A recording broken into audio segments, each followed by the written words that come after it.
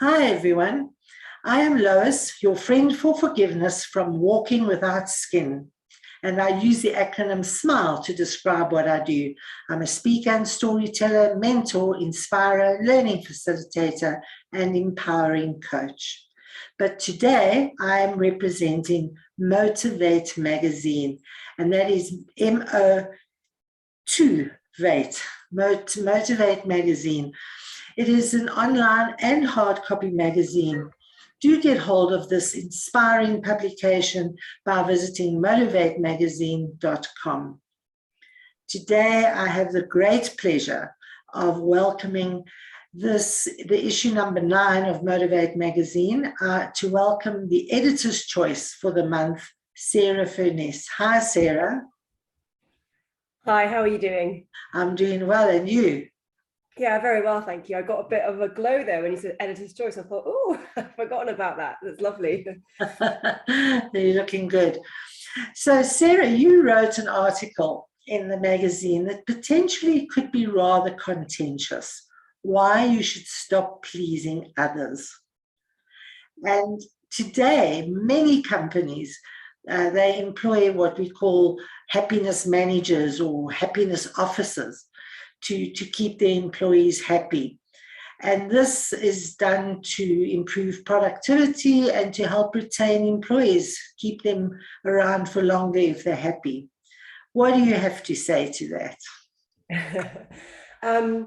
So yes, it is a bit contentious, but actually my secret agenda really is that I want everyone in the world to be happy. I think human beings are extraordinary, and I think every human deserves to be happy and has the potential to be happy. However, through my own experiences and through my own executive coaching, I've seen both in myself and others what happens when you sort of give away your power and you become quite sort of helpless, and you kind of look to other people to fix your problems for you or make you sort of feel better.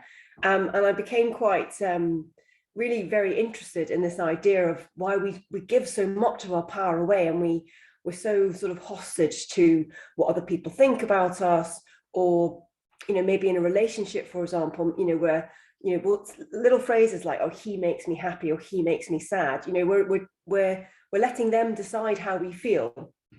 So actually I think that the key to thriving is taking that power back for yourself and going, I get to decide how I feel, and I get to decide what I think, and I get to decide how I engage with those things. It doesn't mean that life isn't tricky or unfair sometimes, but I think I want to remind people how much power they have. And so as a leader at the top of a business, it's very easy to want to sort of go in and fix people.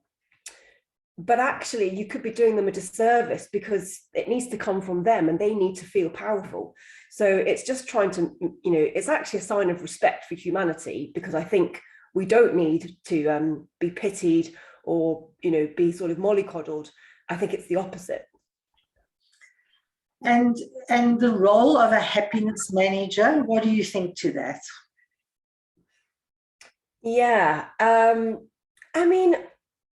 mean, why not? It's happy is it's a great word. If I'm quite a stickler for language, so I might call it something different. But I don't think there's anything wrong with aspiring to be happy. But I think there's a couple of things to bear in mind. One is that all emotions are transient, including happiness.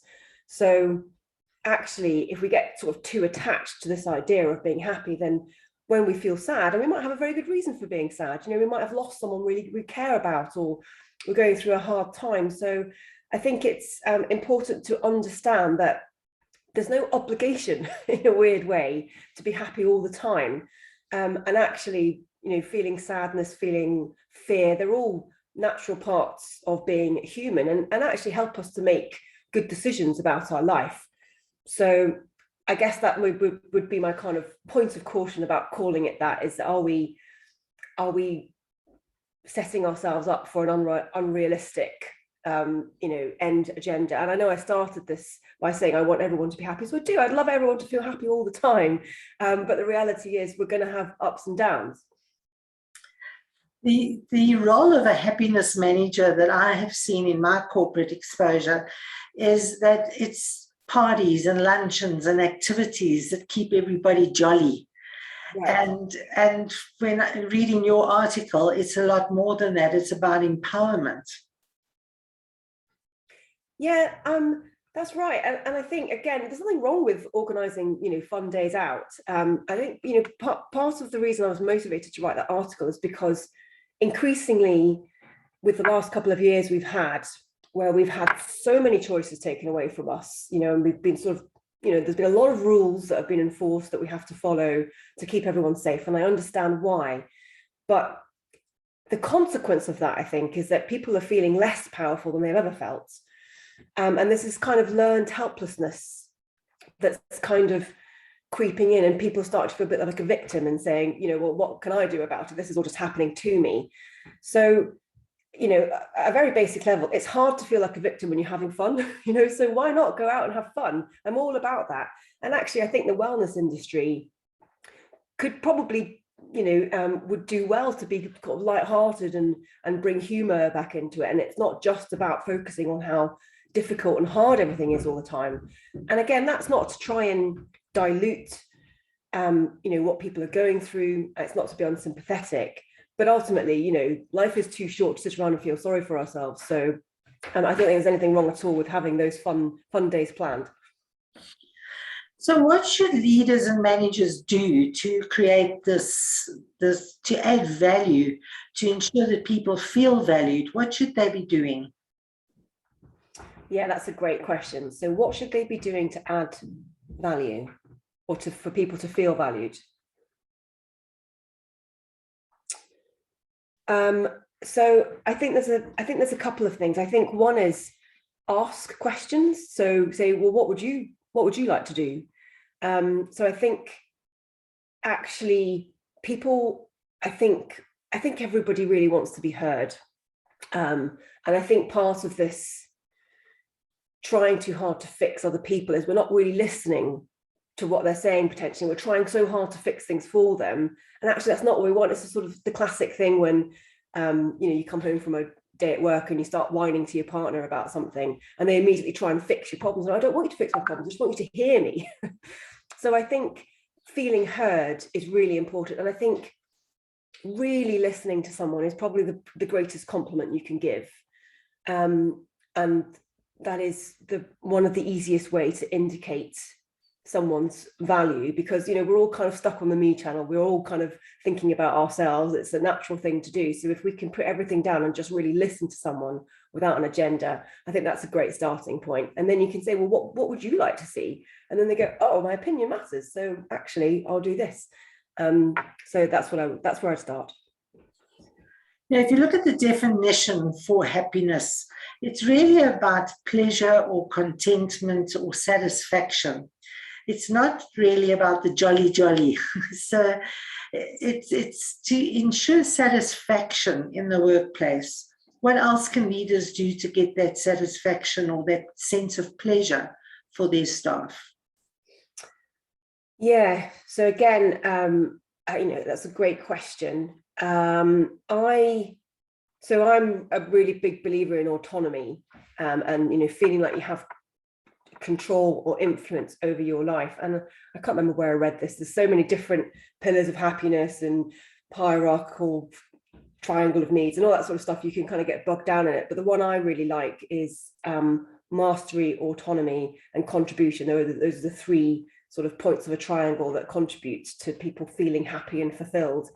And I think that the one we're probably missing out on the most at the moment is that autonomy, and people feeling like they have some agency over their life. So if you can create a culture where people are choice aware and feel like they have some choices over how they sort of live their lives, I think that's really important. And when I reflect back on the lowest points of my life, I served in the military for 20 years as a helicopter pilot. So I'm used to following orders. I'm used to being told what to do. And that was fine a lot of the time. But when I reflect on my 20-year career, the times when I felt the least happy was when I felt like my life was running away with me and I didn't have any choices. Now, part of that was self-inflicted. because I had more power than I realized. But sometimes, it takes you a while to remember that. And part of that was because of the system, and you kind of do have to follow orders. So for me, I think the most important thing is that autonomy. And what about the contribution leg? That's obviously very important too. Yeah, hugely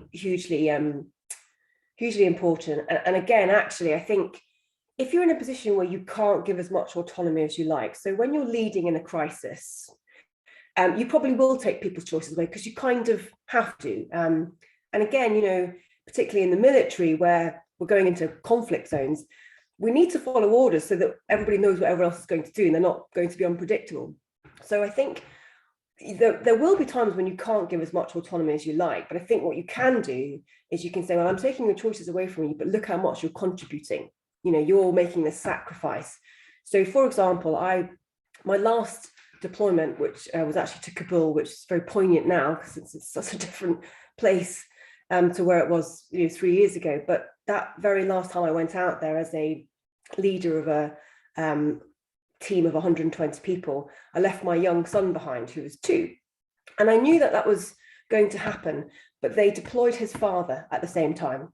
Oh. And that's something I was I wasn't prepared for how much that was going to hit me, but I felt very angry that choice had been, I didn't mind deploying, but I was very angry that they decided to deploy both parents at the same time. And I felt very powerless.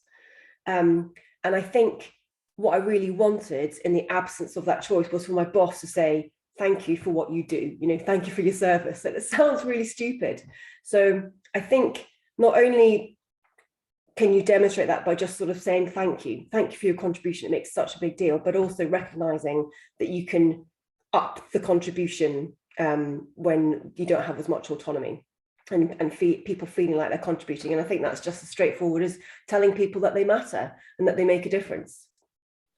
Very important, because we all need to be acknowledged and recognized. And what about the team effort, the team happiness, the team contribution? Yeah. So again, I think that's really important. I think that's what brings us all together. I think we seek it, don't we? From some point we evolved to be tribal. And so we kind of have this need to feel like we're contributing as part of a team. So I think that's hugely important. And again, it's something we saw a lot of in the military because that's kind of what we do. We sort of live and breathe it. So I think that's very important. And also, again, you don't just have to wait for your leaders to say, aren't you doing a fantastic job? You can do it peer to peer as well. So just being mindful of each other, mindful of each other's contribution, and not being afraid to say, I really appreciate what you did there. I think that's really, really important. So it's more than happiness. It's really your whole mental well-being. Yeah, I think I've sort of played around with the words here, but I think the word I choose, because at the moment I'd say I'm in a really good place and I'd say, I'm very happy right now. But actually, I think the word that really describes my situation is thriving. I feel like I'm thriving. So yeah, that might be a word that I would choose, because then also you're not wedded to this idea that you have to be jolly all the time.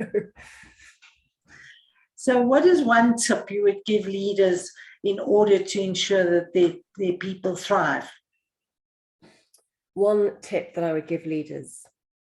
Well, again, for me, it's really important. I think the top tip I have right now is that autonomy, giving people, well, you can't give people choices, but being choice aware, allowing people to take responsibility for themselves and showing that trust, that I trust that you can take responsibility for your own well-being, but how can I support you in that? So I think for me, it's kind of feeling powerful and feeling that you have some agency over your life. And that is the top tip, because I think it is uninstinctive. The instinctive sort of the parent in us wants to sort of go in and just sort of fix things for people. So it actually takes quite a lot of discipline to go, actually, right now, maybe the best thing I could do for this person won't make them immediately happy, but in the long run, I believe it will be better for them. So you've now empowered me and you've given me that autonomy, and I've gone ahead and I've done something that has actually cost the company a lot of money. Now what? Well, I mean, how do you measure the cost? And what do you mean by that? You know, is that a mistake that they've made? Or have they gone and booked a spa weekend? What are we talking about here? You know, just making some kind of error in a pricing, gave the wrong price to a client, or made some manufacturing error that has cost, you know, it's had to be destroyed or something, and it's physically cost money. So, great question. It's, again, that's why it's hard to be a leader, because you've got to give people permission to fail, because otherwise we're not really trusting them, and you're not really giving them that autonomy, because with autonomy comes the permission to get things wrong. So yeah, it probably will happen, but I would encourage people to see that as investment as opposed to expenditure, because you've invested in that person, and you've invested in their learning journey. And you know, again, I'm going to go back to my military experience, because I spent 20 years in the Royal Air Force, but in my last 3 years, I was teaching air safety, and we always look at all the crashes, and we look at the crashes. Not that people crash all the time in the military, by the way, just to reassure people, but you know, they do happen because we're taking risk, and that's our job. And so it would be easy to look at that and go, but we're still crashing, so we're obviously getting it wrong. But actually, it's because we've been put in that environment where it's okay to fail every now and then. And actually, that's kind of where the greatest learning comes from. And I sort of feel as though it's kind of human nature. We actually learn more from our mistakes than we do from our successes. I mean, just look at a child and go, don't do that. You know, they just have to test it. They have to try it for themselves. So I think it's really important. And yes, you will lose money, but I would see that as an investment. Nothing wrong with setting some boundaries and saying, I'm going to give you autonomy up to this budget level, for example. If you've still got businesses to run, but I would give people as much autonomy as you can, until you feel just a little bit uncomfortable, and then you're probably about right.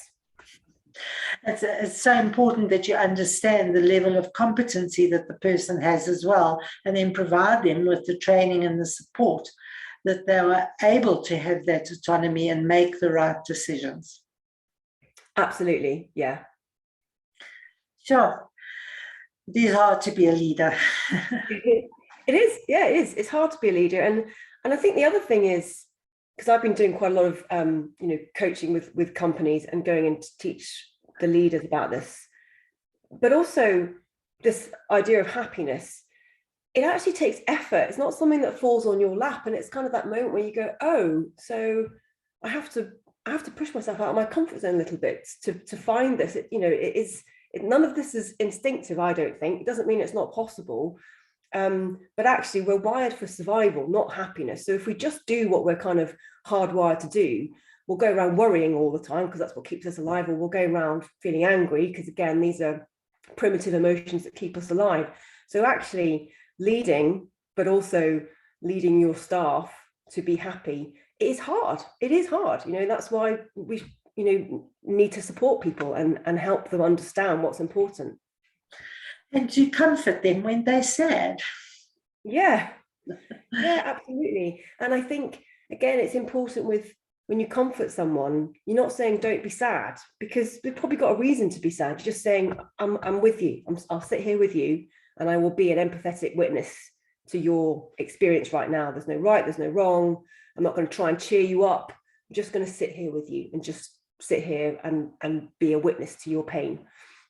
Well, that leads me to ask the question, leaders, especially male leaders, do they have that empathy, and can they learn that empathy? I think everyone can learn almost anything. The brain is fantastic. It's why I do what I do. It's why I do the talks that I do and the coaching, because I think the phrase, can't teach an old dog new tricks, couldn't be more incorrect. I think that everyone can learn what they want to learn. I don't think there's anything wrong with acknowledging that we have certain character traits, and what we might identify as feminine character traits, or what we might identify as masculine character traits, can exist in both genders, and there might be a propensity for perhaps the feminine to veer more towards empathy, perhaps. But all of these are learnt behaviors and learnt skills, so why not? Fantastic. So it's empathy is so important, allowing people to have their sadness, but also empowering them to be happy through autonomy and contribution. Fantastic. Any last tip you'd like to give our leaders? Any last tip? So I think the thing that really was a kind of light bulb moment for me was, I call it the courage to be disliked.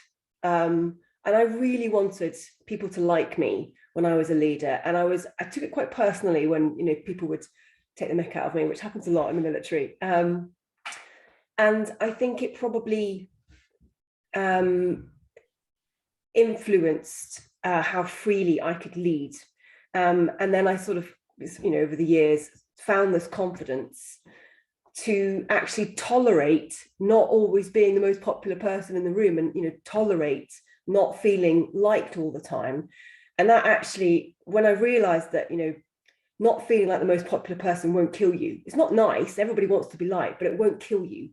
And when I realized that I could just sort of tolerate that kind of difficulty, that really that was a bit of a liberating moment for me to go, it's not your job to be liked all the time, it's your job to lead these people. And that gave me a kind of strength to be able to lead that way. So I think my top tip to leaders would be, it's okay to be afraid that you're getting it wrong or that people don't like you for it. That makes you human, and that's fine, but it won't kill you. You can sit with that difficulty and you can still lead the way that you feel is the right way to lead. Fantastic. Thank you so much, Sarah, for your insights. I think it's very valuable, and leaders will get a lot of support from your words. So thank you.